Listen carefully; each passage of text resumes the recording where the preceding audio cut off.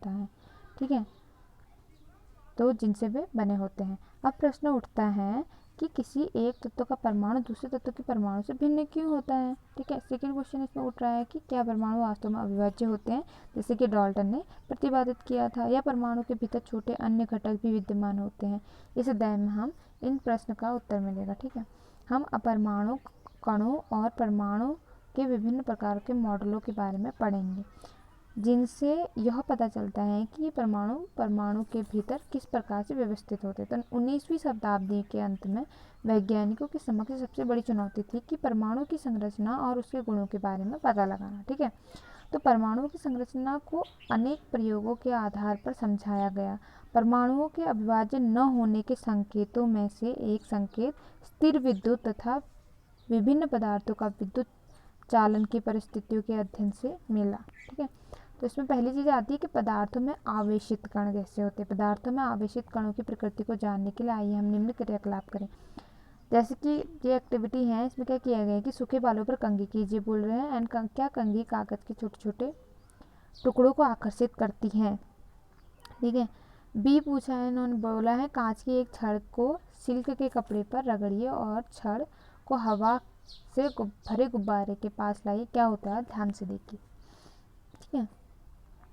तो इन क्रियाकलापों से हम यह निष्कर्ष निकाल सकते हैं कि दो वस्तुओं को आपस में रगड़ने से उनमें विद्युत आवेश आ जाता है। यह आवेश कहाँ से आता है, इसका उत्तर तब मिला जब यह पता चला कि परमाणु विभाज्य है और आवेशित कणों से बना हुआ है, ठीक है।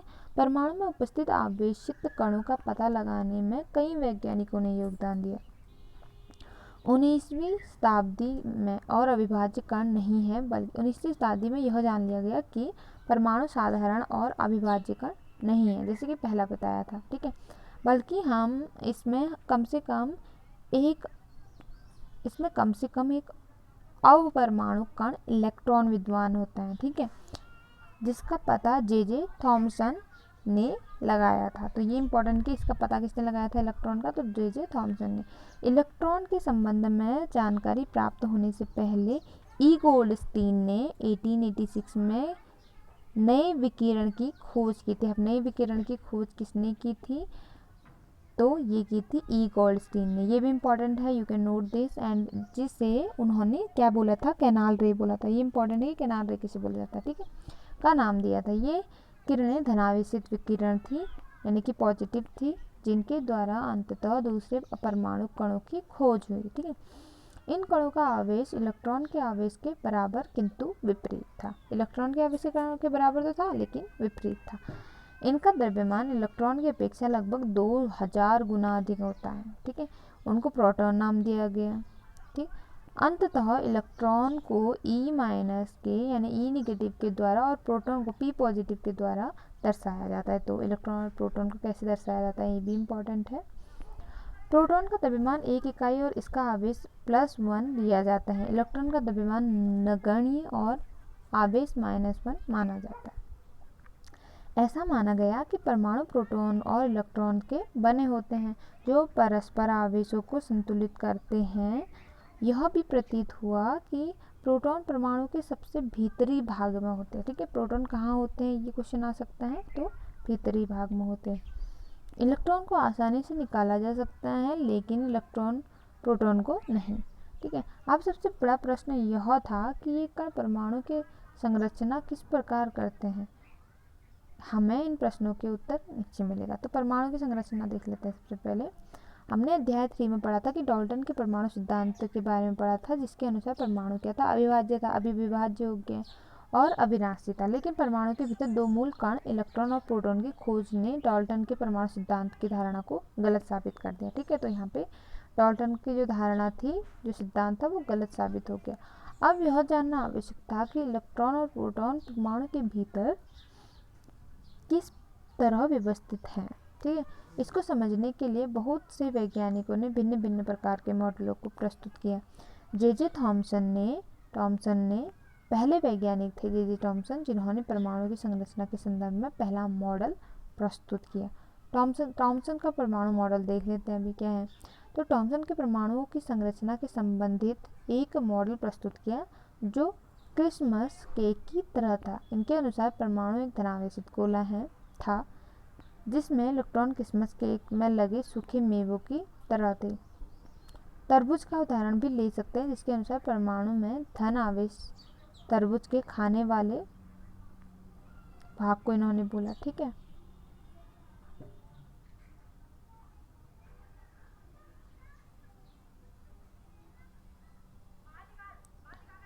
तो इन्होंने तरबूज के खाने वाले भाग को ऐसा बोला।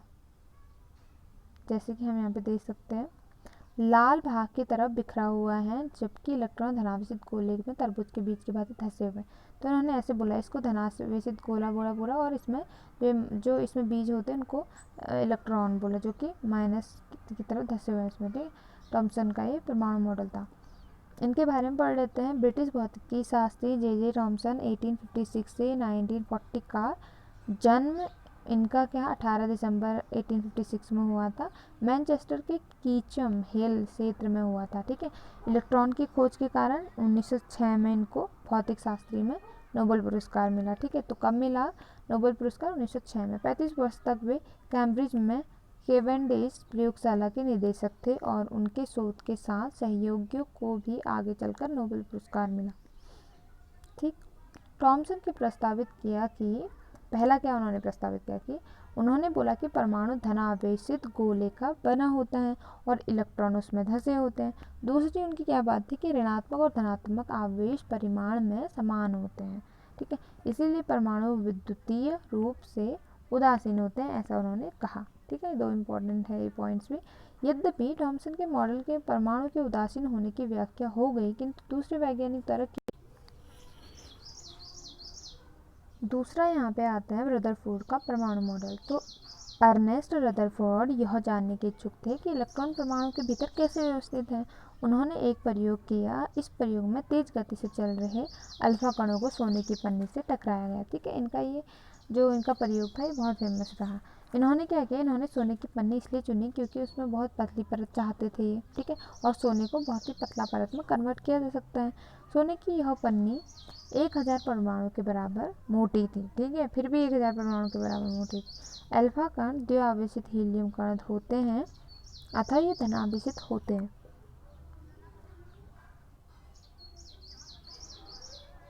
चूँकि इनका द्रव्यमान 4 म्यू होता है, इसीलिए तीव्र गति से चल रहे इन अल्फा कणों में पर्याप्त ऊर्जा होती है। ठीक है, थर्ड पॉइंट यह था कि यह अनुमान था कि अल्फा कण सोने की परमाणुओं में विद्यमान अवपरमाणु कणों के द्वारा विपेक्षित होंगे। चूँकि अल्फा कण प्रोटॉन से बहुत अधिक भारी थे, इसीलिए उन्होंने इनके अधिक विक्षेपण की आशा नहीं की थी। ठीक है, ये इन्होंने इस तरीके से अल्फा कणों को सोने की पट्टी से बाहर किया था। और इसमें क्या हो रहे हैं, कुछ सीधे जा रहे हैं, कुछ मुड़ रहे हैं बिल्कुल अपोजिशन में, और कुछ बिल्कुल दूसरी डायरेक्शन में चले जा रहे हैं। ठीक है, लेकिन अल्फा कण प्रकीर्णन प्रयोग में आशा के बिल्कुल विपरीत परिणाम दिया। इन्होंने निम्नलिखित परिणाम मिले। जैसे क्या क्या परिणाम मिले, रिजल्ट क्या क्या आया। तो पहला रिजल्ट जो था वो था कि तेज गति से चल रहे अधिकतर अल्फा कण सोने की पन्नी से क्या हुए, सीधे निकल गए। ठीक है, दूसरा, कुछ अल्फा कण पन्नी के द्वारा बहुत छोटे कोण से विपेक्षित हो गए, यानी मुड़ गए। आश्चर्यजनक रूप से प्रत्येक 12,000 कणों में से एक कण क्या हो रहा था, वापस आ रहा था ठीक जगह से। रदरफोर्ड के अनुसार यह परिणाम उसी प्रकार अविश्वसनीय था जैसे अगर आप एक 15 इंच के तोप के गोले को टिश्यू पेपर के टुकड़े पर मारते हैं और वह लौटकर आपको ही चोट पहुंचाता है। ठीक है, रदरफोर्ड का जन्म जो है अगस्त में हुआ, 30 अगस्त 1871 में के स्प्रिंग ग्रोव में हुआ था। तो उनको नाभिकीय भौतिकी का जनक माना जाता है। ये इंपॉर्टेंट है कि नाभिकीय भौतिकी का जनक किन्हें माना जाता है, तो रदरफोर्ड जी को माना जाता है। रेडियोधर्मिता पर अपने योगदान और सोने की पन्नी के द्वारा परमाणु के नाभिक की खोज के लिए वे बहुत प्रसिद्ध हुए। ठीक है, 1908 में उन्होंने नोबेल पुरस्कार मिला था उनको। ठीक है, इस प्रकार के निष्कर्ष को समझाने के लिए खुले मैदान में एक क्रियाकलाप करते हैं। मान लें कि एक बच्चा अपनी आँखों को बंद किए हुए एक दीवार के सामने खड़ा है। उसे दीवार पर कुछ दूरी से पत्थर फेंकने को कहें। प्रत्येक पत्थर के दीवार से टकराने के साथ ही वह एक आवाज़ सुनेगा। अगर वह इसे 10 बार दोहराएगा तो वह 10 बार आवाज़ सुनेगा। लेकिन जब आंख बंद किया हुआ बच्चा तार से घिरी हुई चारदीवारी पर पत्थर फेंकेगा तो अधिकतर पत्थर उस घेरे पर नहीं टकराएंगे और कोई आवाज़ सुनाई नहीं पड़ेगी, क्योंकि घेरे के बीच में बहुत सारे खाली स्थान हैं जिनके बीच से पत्थर निकल जाता है। इसी तर्क के अनुसार अल्फा कण प्रकीर्णन प्रयोग के आधार पर रदरफोर्ड ने निम्नलिखित परिणाम निकाले। देखते हैं वो परिणाम क्या क्या थे। तो पहला परिणाम जो था, परमाणु के भीतर का अधिकतर भाग जो है वो खाली है, कहा उन्होंने, क्योंकि अधिकतर अल्फा कण बिना विभेदित हुए सोने की पन्नी से बाहर निकल जाते, इसलिए उन्होंने ऐसा कहा। ठीक है। तो सेकंड पॉइंट है, बहुत कम कण अपने मार्ग से विभेदित होते हैं, जिससे यह ज्ञात होता है कि परमाणु में धनावेशित भाग बहुत कम है।